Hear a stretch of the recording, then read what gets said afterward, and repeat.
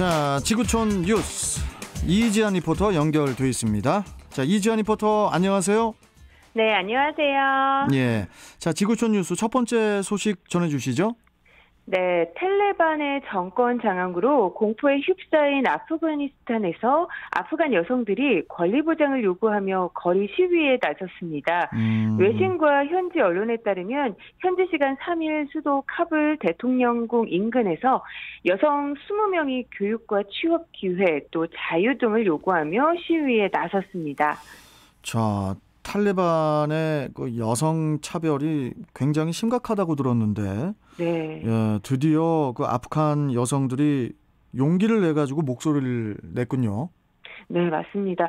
전날 서부 헤라트에서 여성 50여 명이 거리 시위를 벌인 데 이어 카불로 확산된 건데요. 예. 비록 시위 참여 인원은 적었지만 탈레반 대원 거리 곳곳에서 이 총을 들고 순찰하는 중이라 시위대에는 상당한 용기가 필요한 상황이었습니다. 네. 시위대는 내각의 여성을 포함해달라, 또 자유는 우리의 모토 등의 팻말을 들고 거리를 행진했습니다. 탈레반은 과거 통치기 때 이슬람 율법인 샤리아를 앞세워서 엄격하게 사회를 통제했는데요. 특히 여성은 취업, 교육, 기회가 박탈이 됐고 또 남성 없이는 외출조차도 할 수 없었습니다. 참, 요즘 시대가 어느 때인데 여성 차별이 이렇게 있다라는 게 너무 좀 신기하고, 네. 당연히 이렇게 모두가 목소리를 내서 변화가 필요한 그런 상황인 것 같습니다. 네, 맞습니다. 네. 새롭게 이 정권을 잡은 탈레반은 이런 시대상과 또 다른 나라들의 시선을 신경 쓴 것인지 이 과거와 달리 여성 인권을 존중하겠다고 밝혔지만 여전히 여성 취업은 대부분 제한된 상태로 알려졌는데요. 심지어 한 여성은 이 부르카 아시죠? 이렇게 가리고 있는 예. 그 옷을 입지 않았다는 이유로 총살까지 당했다는 보도도 나왔습니다. 그렇죠. 네, 조만간 발표될 새 정부 내각에도 여성은 포함되지 않을 것으로 알려졌는데, 이에 현지 여성들은 과거와 같은 억압을 받지 않고자 스스로 목소리를 낸 것입니다. 여성 그 탄압이 너무 심각하다 보니까 이렇게 여성들이 직접 나설 수밖에 없는 그런 상황인데, 네. 그런데 이제 지금 상황이 아프간이 이제 굉장히 위험하잖아요. 네. 어떻게 위협을 받지 않을까 걱정도 됩니다. 네. 사실 탈레반도 이날 시위 현장 인근에 있었지만 적극적으로 제지를 하지 않은 것으로 알려졌고요. 네. 또 지난 4일에는 탈레반이 수도 카불에서 최루탄을 쏘고 또 공포탄을 발사하면서 이 여성 시위대 해산을 시도했다고 전해졌습니다. 이 과정에서 한 여성은 탈레반 대원에게 폭행당했다고 하는데요. 이 여성 시위는 지난 2일 서부 헤라트에서 약 50여 명으로 시작했는데 전날 또 이날에는 카불 등 여러 곳으로 확산된 상태였습니다. SNS에 올라온 영상을 살펴보면요. 여성들은 총을 든 탈레반 대원 앞에서도 용감하게 맞서는 모습을 보였는데요. 영상을 본 사람들의 격려의 목소리가 쇄도했습니다. 인권단체인 국제 앰네스티는 트위터를 통해서 아프간에서 여성의 권리는 위협을 받은 상황이라며, 하지만 이들은 침묵을 거부했다고 말했습니다.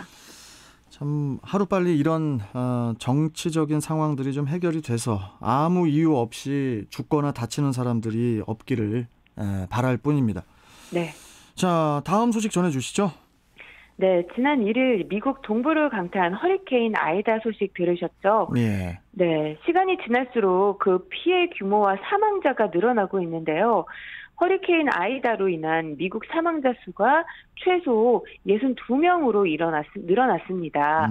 네, 4일 월스트리트 저널과 이 로이터 통신 등에 따르면 아이다가 집중호우를 뿌리고 홍수가 발생한 미 북동부 지역에서 사망한 사람의 수가 최소 49명으로 늘어났습니다. 예. 뉴저지주에서 최소 27명, 또 뉴욕주에서 최소 16명이 사망한 것으로 이날 집계됐는데요. 앞서 펜실베니아주와 코네티컷주에서도 사망자가 발생했는데 이 뉴저지에서만 여전히 4명이 또 실종 상태로 사망자 수는 더 늘 수 있다고 전해졌습니다. 이게 미국이 되게 정말 큰 땅덩이인데 네. 8개의 주가 피해를 입었다는 게 이게 어마어마한 피해인 거죠, 지금? 네, 그렇습니다. 이 미국 남부 이 루이지애나주에서는 허리케인 사망으로 이 전력망이 끊긴 가운데 엿새째 폭염까지 이어졌는데요. 그래서 이 너무 덥다 보니까 또 사망자 수가 12명까지도 늘어났습니다. 또 전날 휴대용 발전기와 관련한 일산화탄소 중독으로 3명이 숨졌고요. 양로원 입수자 2명이 임시 대피소로 마련된 창고에서 사망을 했는데요. 총 6명이 사망한 이 창고에 비위생적인 환경이 또 논란이 돼서 주 당국이 이에 대한 조사를 또 벌이고 있습니다. 허리케인으로 인해서 뭐 이런 피해뿐만 아니라 발전기 또 차량 에어컨 가동 급증까지도 발생하면서 휘발유 품귀 현상이 벌어지기도 했습니다. 이 허리케인으로 인해서 붕괴라든지 뭐 파손뿐만이 아니라 또 다른 문제들이 연쇄적으로 계속 발생을 하는 것 같은데 대책이 되게 시급해 보입니다. 네. 그래서 이 조 바이든 미국 대통령은 3일 피해 지역인 남부 루이지애나를 찾아서 현장 상황을 점검을 했는데요.